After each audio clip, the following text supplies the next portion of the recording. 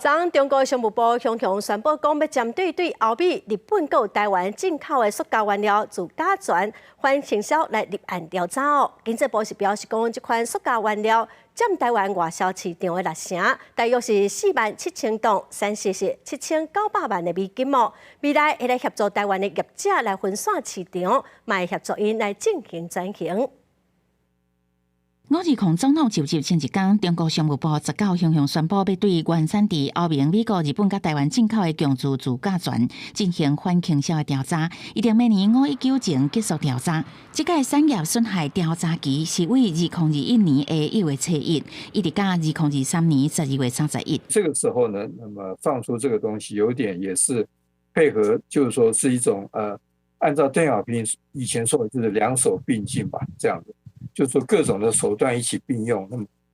形成一种压力吧。根据中国商务部官方公告，是收到真侪间企业代表提交反倾销调查申请来进行调查。所讲的强自甲醛，佫叫做自氧亚甲基强自物，也是自氧化钾烯强自物，有机械强度悬耐操这的力学综合性能，会当部分替代铜、锌、镓、盐这金属材料，会当用伫汽车配件、工业机械运用。对这样代志，经济部嘛对外发声明回应，这届互人调查的自甲醛，台湾出口去中国市场差不多4.7万吨，0.79亿美金，占台湾总出口市场的60%。经济部会协助业者启动分散市场拓销，集团智慧转型，也会进入供应做半导体的材料。